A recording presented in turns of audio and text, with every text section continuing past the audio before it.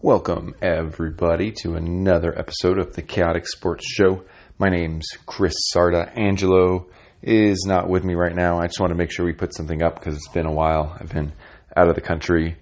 Angelo's in the middle of moving and stuff, so we're planning to get something on our a Manic Monday podcast out together with the normal hijinks and craziness, but couldn't do it. I did want to make sure something got up, so decided to do a solo like the old school Chaos Dailies like I used to do. So maybe just a couple headlines, a couple big things that have happened over the week, and a couple of things that are about to happen, essentially. So the big news in NFL, and the NFL is obviously what matters in American sports. Everything else is secondary. NFL's first, is that Andrew Luck announced his surprise retirement a couple days ago. It's a surprise, but when you think about it, it's not that crazy. It isn't as crazy as maybe some other people walking away from the sport. For example, Barry Sanders, when he did it, and Telvin Smith, although he'll probably come back. But Andrew Luck's was a surprise, but he's just been so plagued with injuries lately. And whenever there is a surprise, and it legitimately surprises even reporters, and no one really had a beat on it. There was Adam Schefter might have reported it, but normally we hear the rumors first, and people sort of warm up and react, and they don't have the immediate reactions. But this one felt like it came out of nowhere. So there was no warm-up reaction. There was no talking about it. It was just pure, unadulterated emotion from fans, from a lot of the media, from people that aren't Colts fans. And when that happens, it sort of just builds and turns into snowballs and just turns into a lot of attacking of each other. And a lot of that is because you started with an attack. So probably, at least on my timeline, the biggest attacking tweet was from Dan Gottlieb, who tweeted out, and this is probably because he was less because of how big he is and more because of his time to market. It was immediate. Called Andrew Luck like the ultimate millennial, essentially, is what the tweet said. That okay, he just gave up and he's a millennial, and that's what millennials do, which is just silly. The millennial thing alone is silly. I know Angelo has some very typical opinions about millennials and cell phones, but I'm telling you right now, Angelo's always on his damn cell phone, so he's as millennial as anyone. So he put out that he just sort of gave up, whatever. And then he got a lot of crap for it. And then he alluded to the Alex Smith situation. Alex Smith had that horrible injury last year, and he's working really hard to be a starter again, despite being 35. Alex Smith, I'm older than Alex Smith, and technically I'm a millennial. I know we don't believe we are when we're 37, 38, but we fall into that millennial year, even though we're barely in it. So Alex Smith is technically a millennial too, and he's only 6 years older than Andrew Luck. And, people have come out defending Andrew Luck, and players too, especially to a reporter or a radio personality or a media guy that never played himself, and apparently has stolen credit cards or something so he didn't have to work. I don't know if that story is true. I have to go look that one up. But they came out and he's gotten pretty heavily attacked. He's done the smart thing and not just, double down on it or anything. Just sort of, lightly went out, said the Alex Smith thing.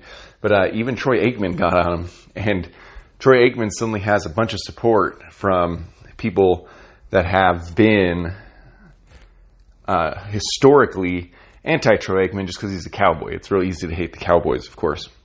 So Andrew Luck retires. Excuse me.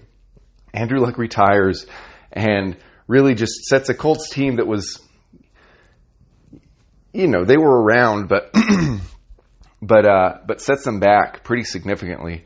And my first thought was, and I even tweeted it out, even though I went and looked at the draft, is that maybe the only thing he could have done as far as timing, and it's up to him, I understand all that, was maybe let the team know before the draft so they can make adjustments. Because, before the draft, the team is assuming, the assumption is if Andrew Luck is healthy and we can protect him, which the jury was still out on that too, so sorry, Jacoby Brissett, that they do have one of the elite quarterbacks in the league. And we've seen flashes of this throughout Andrew Luck's career before he started, getting into this injury tornado, essentially. We saw flashes of this. There was a point, was it 2014 maybe, where I was ready to call Andrew Luck one of the top 3 in the league, maybe top 5 or something. Like, he was really showing it. The team wasn't that good, so it didn't feel like the media had gotten onto it yet. But I thought Andrew Luck was, okay, he's one of the elite guys. He's only going to get better. And then he got just into this, injury upon injury,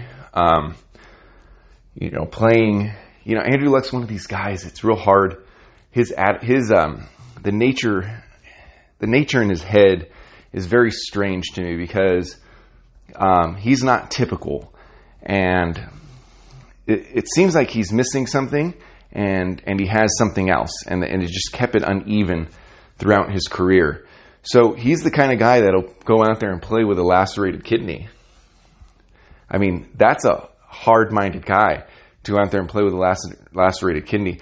He'll take a really hard hit, and he'll get up, and he'll shake the hand and congratulate the linebacker or the defensive end that got through and hit him. But then at the same time, there was no anger in him. And I'm going to say anger because sometimes you want to say passion, but I'm not going to question Andrew Luck's passion. There was just no anger in him. He was just too damn nice. And the best, and I hate to mix sports because I know a lot of people don't watch UFC, but the best example I can give, and I'm sure there's other ones that I'll come up with, is Uriah Hall, middleweight in the UFC, has a really famous head kick knockout when he was on the show, on the Ultimate Fighter show. It looks like a beast, definitely has the skill, but he was like too nice. He's too nice, and it's just really kept him, instead of being at the elite, at the elite top level of the middleweights, it's kept him like number 10. And every now and then he'll get a big knockout because the skill's there.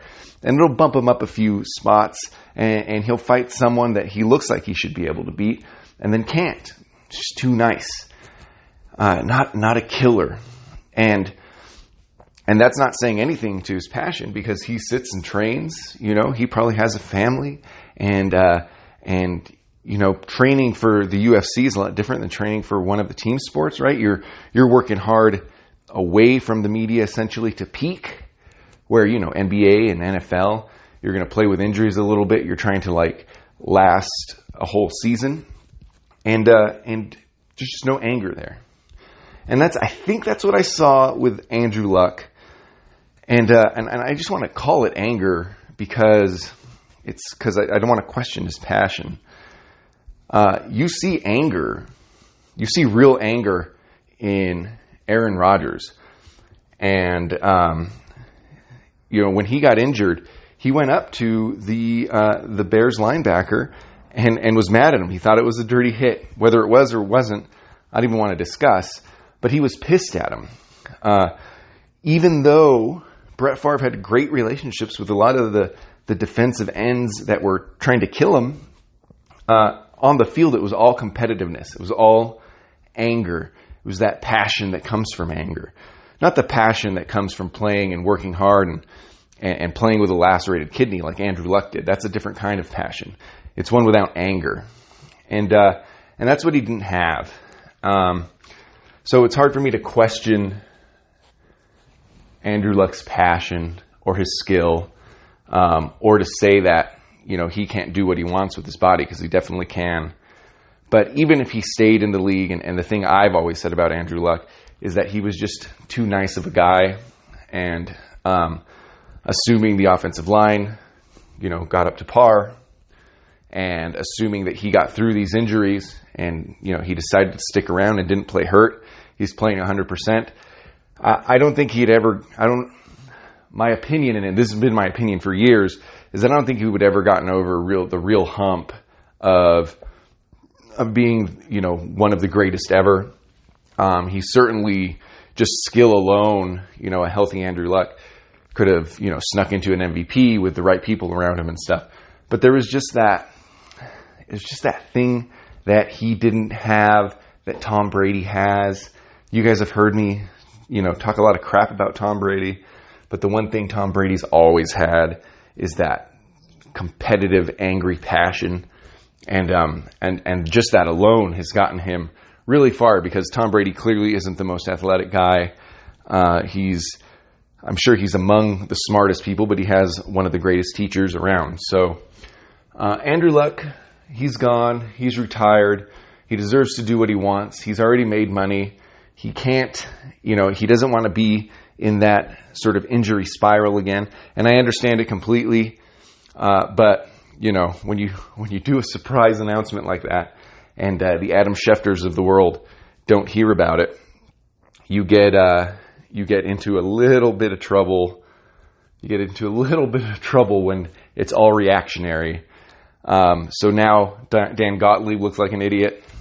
Colts fans look terrible because they booed him when he came out, but it was purely reactionary. I'm sure if we went into Indianapolis media right now, every newspaper and everyone else is cutting down people that booed, and that ends up being what happened.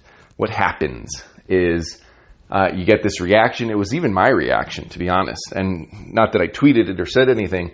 I was like, holy shit, that sucks. That was out of nowhere. Holy crap. And I still think it was bad timing, but who knows? He could have just recently gotten news in the last week or two about some setback or some kind of pain, or they don't know if the pain is going to go away, kind of thing. And that was the timing.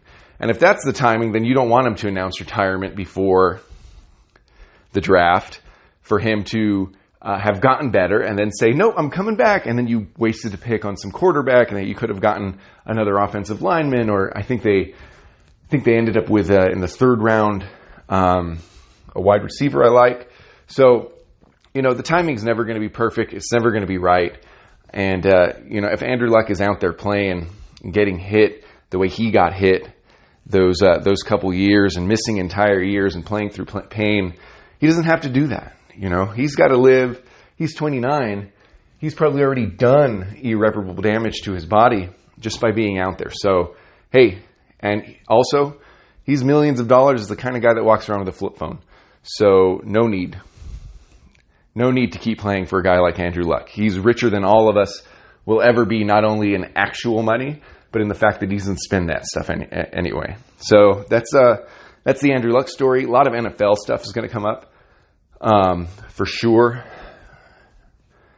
Angelo and I are in the middle of many drafts, including our big dynasty draft.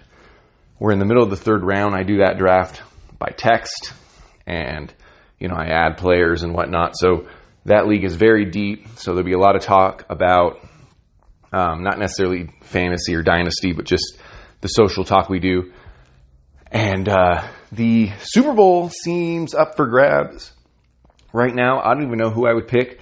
Normally I would have an idea and I wouldn't have to do a lot of research, but the truth is it's actually a decent amount of parity out there.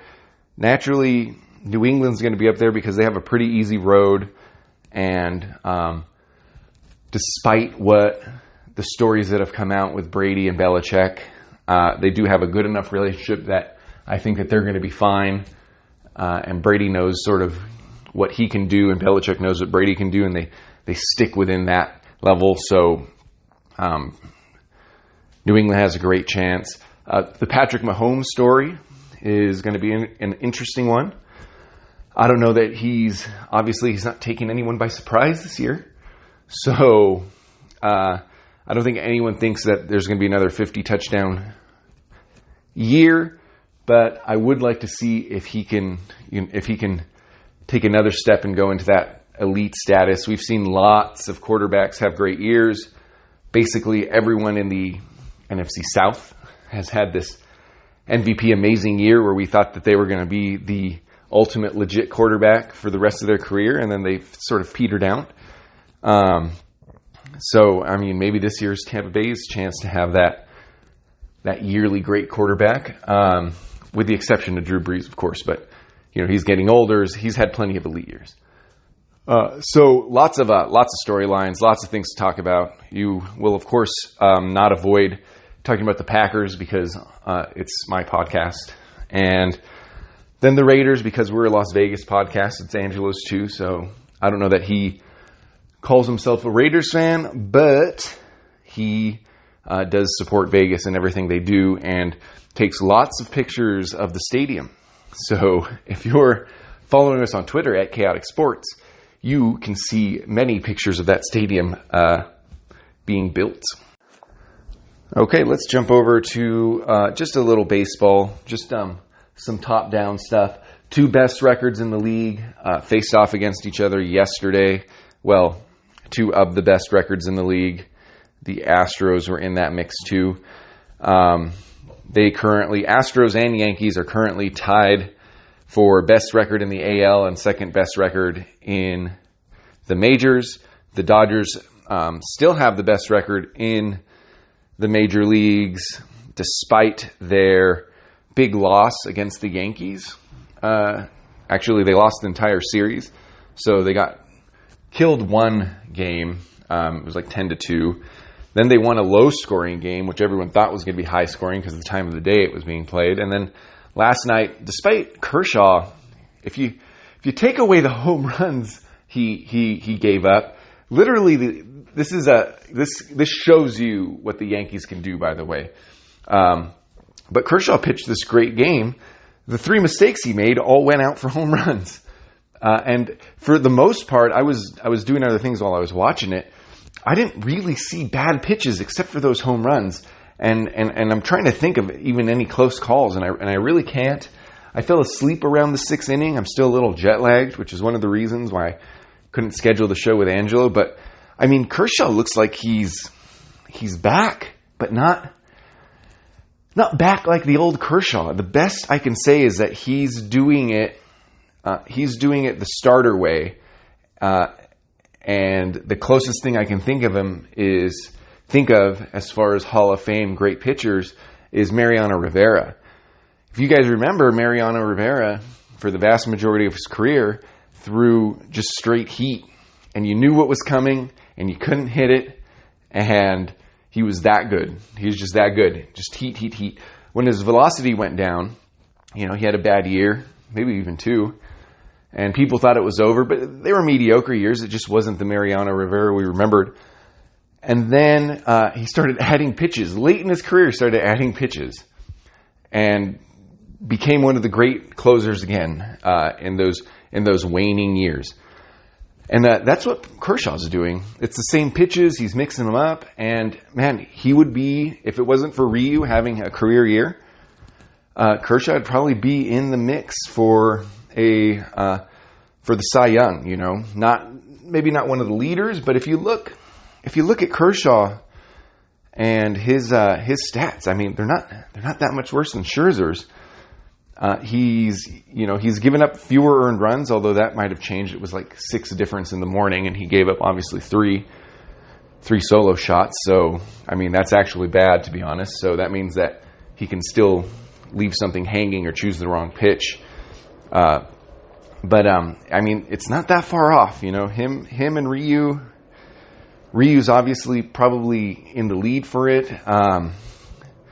It's hard to say right now, but Kershaw's having one of his better years, and that's saying a lot considering that when you look at his numbers and they're the same as Koufax's or better, that, okay, he's legitimately one of the better pitchers in an era. He played completely in an era of, the expanding home run and a lot better hitting. So, I mean, I'm going to give it up to him, but I'm a Dodger fan, so what can I say?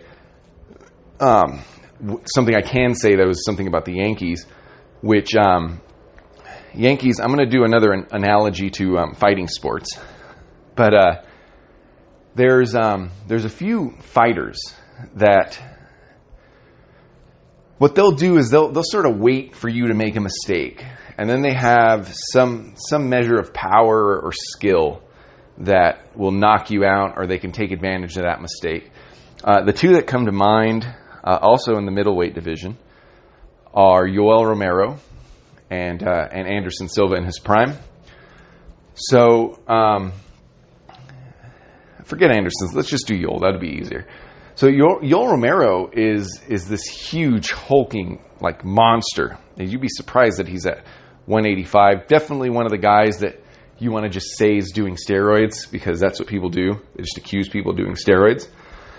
And so definitely that guy that looks like that. And he, he has lots of knockouts, and he's a high level, has a huge, amateur wrestling career. I have friends that, have been at tournaments with him, and he's just really good at wrestling. But he's also really strong and really powerful. So his strategy in much of his career has been to sit back, and he doesn't have to worry so much about being taken down. He can take people down if he wants. Once he gets on the floor, he's a great wrestler, so he could probably get up. He just has to avoid getting on his back, which I'm sure is being trained for. And so a lot of his game and a lot of his fights are very, very sit and wait. So if you're watching them live, that means that there's tension. And if you're watching them recorded and you knew what was happening, you knew what was going to happen, you have a spoiler, you can see that there's 40 minutes on the video you're watching on YouTube or UFC Fight Pass or wherever you're watching, then it's boring, because he's just going to skate around the ring, and at some point there's going to be a pop and he's going to be gone. But he just waits, he hunts, and if you're watching live, there's a lot of tension, and when you make a mistake, pow, you're gone. And if the Yankees are going to win the World Series or get deep into the playoffs, they're going to have to rely on other teams making mistakes. And because they just capitalize on them with power, with home runs, with big hits. They don't have to play small ball. They're not stealing a lot of bases. The Twins are very similar. But if you make a mistake against them, you have a chance just to get blown out of the water. The other side of that is that, maybe the pitching isn't quite up to par. So if they score 8 on you, you might be able to score 8 on them, 9, maybe just 7. You score 7 runs, you're pretty excited, but the Yankees might score 8. Dodgers are a little bit similar. I think there's more bullpen issues there. But the Yankees, and what I saw last night was Clayton Kershaw pitching a great game. He ended up with like 12 strikeouts. I mean, just looking like a smart pitcher. Maybe not even looking like the old Kershaw, because he got in trouble early. I've seen that with the old Kershaw, actually. But he got in little trouble early, but just a real smart pitcher. And the 3 mistakes he made went into the stands. And I don't know what you guys think, but in the playoffs, I don't know that that's a reliable thing, because the Yankees will be playing a team, maybe a healthier Indians with good pitching. They'll be playing the Twins that can do the same thing. They'll be playing, I don't even have who's up on the other side. They might be playing the Astros, who are actually more of a complete baseball team. Little pitching issues there, but what did they do about that? They went and got Zach Greinke. So the pitching issues there are subdued a little bit. So there's a lot of area in the playoffs where maybe those opportunities for mistakes aren't going to be there. And it makes the Yankees very hard team to bet on, because they're going to hit home runs and they're going to take advantage of mistakes. But what if there aren't that many mistakes? And wouldn't you think that you have less opportunity to take advantage of mistakes when you're playing the best teams in the league in the playoffs over 7 games? I think that. And that's why I think that the Yankees are a team where I wouldn't be surprised if they were in the World Series, but just based on the way I see them there, the way I'm talking about them and see them here, I don't know. I don't know that they're going to get that many mistakes to capitalize on when other teams can. It's not unreasonable for other teams to score on them. When the Astros, who had a similar problem, now have Zach Greinke. With that said, the game that birthed these thoughts and birthed this part of the show here was against the best pitcher of our generation, who is having a resurgent career as far as statistics go this year, against the other best team in the other league. So, hey, if the Dodgers can make those kind of mistakes, if Clayton Kershaw can make those kind of mistakes, why wouldn't Zach Greinke make those kind of mistakes? The Twins are basically the mini Yankees, you know. Cleveland has good pitching, but I mean, they're in trouble because that pitching is very hurt. I don't even think Carrasco's going to come back this year, but I don't know. You know, we'll see. Kluber, is he going to be ready for the playoffs? So, I mean, that's assuming the Indians can get in because they're having their issues too. They got on a hot streak, but it was against easy competition. Now they look like they're 3 games behind. That felt like it came out of nowhere. They were in first place, it feels like, just days ago. So, it's real hard. It's real hard to look at the Yankees and bet on them because you're going to get a coin flip. You're going to get these situations where no mistakes are made and suddenly they can't put runs on the board, or a couple mistakes are made and because there was a walk ahead of it and, you know, a couple runners on or something, those mistakes turned into 3 runs or 5 runs. There's going to be other times where the Dodgers could have put runs on the board, and because those mistakes were all solo home runs, the Dodgers are going to win 7-5. And I know that that's baseball in general, but the Yankees seem to be more about hitting the home run only. And hitting home runs involve pitchers making mistakes, and I just think that's a lot less likely when we are going to get into playoff time. I mean, those teams are good, and they're going to have to face them over and over again.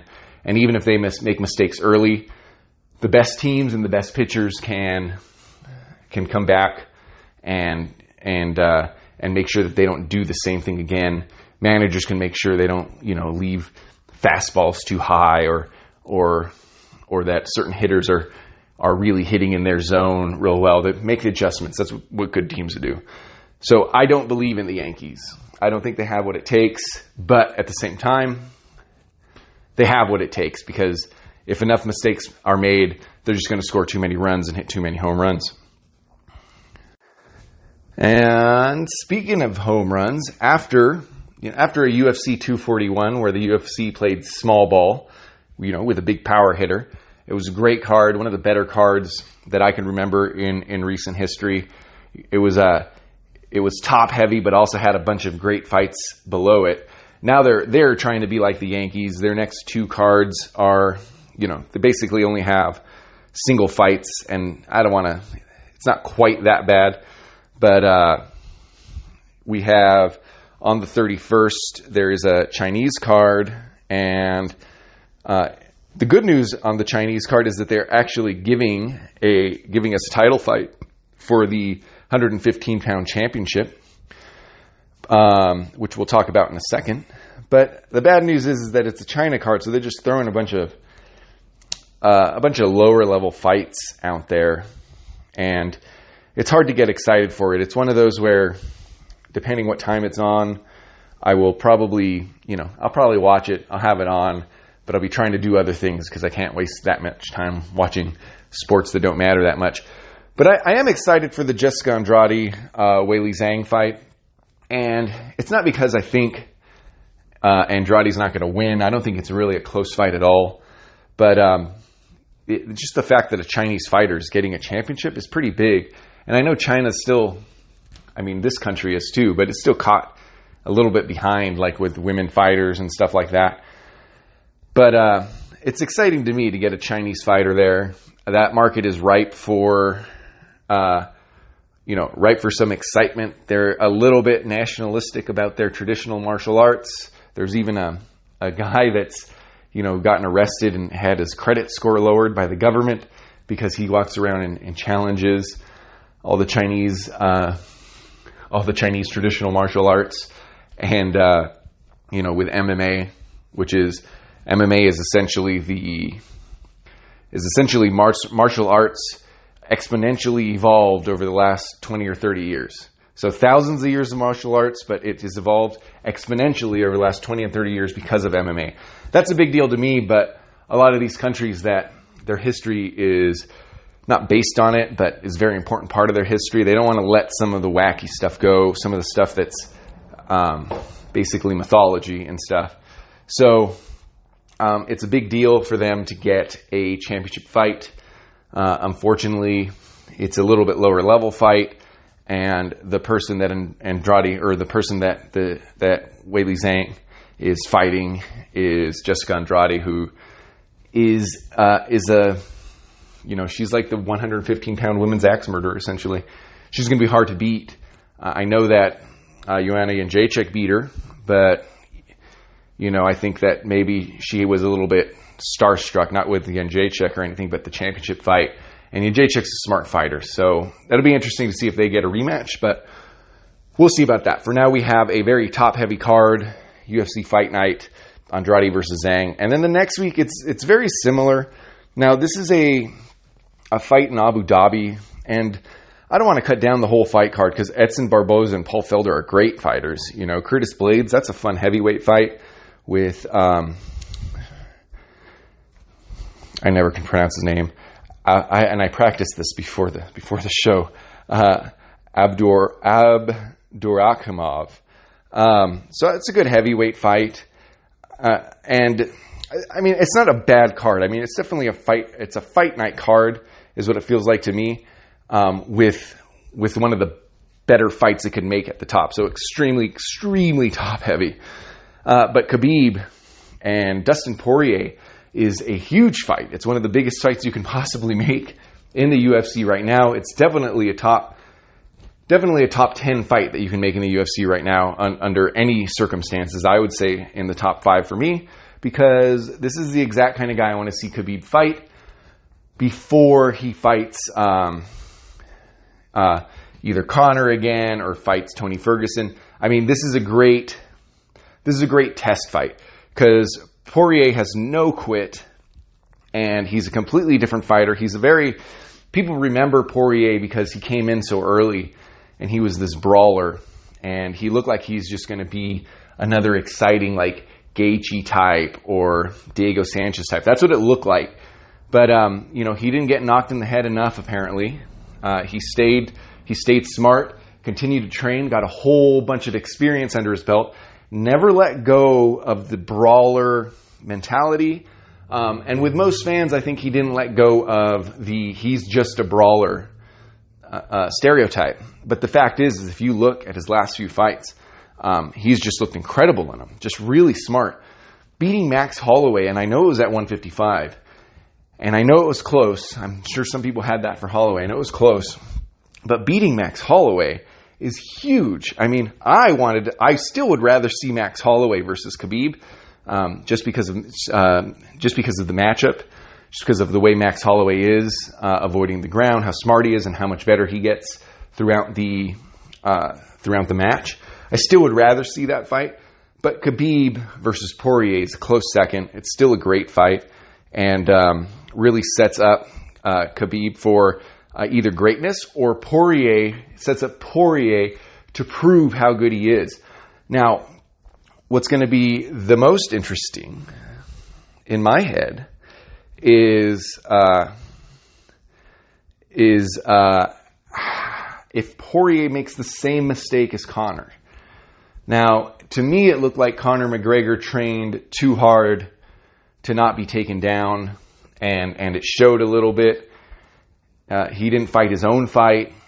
And while you should really worry about that because Khabib will hold you down the whole time, I mean, it's hard to say that your focus should be defense, because if you play perfect defense and no offense, you're still going to lose the fight. You're still going to lose it. And Poirier coming in, I'll be very curious to see what the strategy ends up being when you fight someone that is very, very one-sided but almost perfect at it. That's what Ben Askren looked like he was going to be until he took a big knee. Perhaps we'll get something similar from Poirier. He should probably come out fighting. Go ahead and lose the first round. See if you can knock him out immediately. See if you get a big liver shot or a big, head kick. But hey, if you're going to get to the ground anyway, you might as well try to get him out before you're all sweaty and stuff. So that's my opinion. George Masvidal did that, and it worked against a very similar super grappler, super wrestler. So that's what I think he should do. And then later in the fight, you can fight those takedowns and try to throw elbows and stuff. But I don't really know what he's going to do. And that's the trick with these guys that are so good at one thing that it covers up what they're bad at. Because Khabib didn't really look that good trying to stand up against Al Iaquinta. He didn't look like he was throwing good punches. Not that he wasn't throwing better punches than I would be in an octagon at that level, but he didn't look crisp like he does when he wrestles, And I don't know how much that can get fixed, and I don't even know if he's going to need to show it. So it's just a really good, really fun matchup, especially for those of us that see Poirier as something more than what he was just 3 or 4 years ago. He's not a brawler. He's a very technical brawler now. He could still get down and dirty if he needs to. And let's see what he does with a real wrestler, because let's look at his wins here. There's no real wrestlers. Everyone's a exciting fighter. Max Holloway, Eddie Alvarez, he won. Anthony Pettis. Anthony Pettis hates wrestling. No contest against Eddie Alvarez because of illegal knees. Jim Miller is more of a grappler than you think of as a wrestler. He got knocked out to Michael Johnson, but that was in 2016. And then after that, it's like some lower level guys, like Bobby Green, Joseph Duffy, and stuff. So, this is a big jump as far as skill, and he really hasn't done it against a wrestler at all. So, just real curious to see what he comes in as. And he's one of those guys, a little bit like Stipe when Stipe was making his run. It's one of those guys that we should maybe quit being surprised that he actually is good. Maybe we should just quit being surprised that he's getting these wins. That's just what I'm saying about Poirier. But Khabib's one of the greatest, one of the best ever already, and has never lost, never even thought about losing. So anyway, that's the show. Nice 40 minutes. Angelo will be on soon. Find us at Chaotic Sports on Twitter, or you can find me personally at Chris Sarda. Thank you guys for watching. You guys have a great day.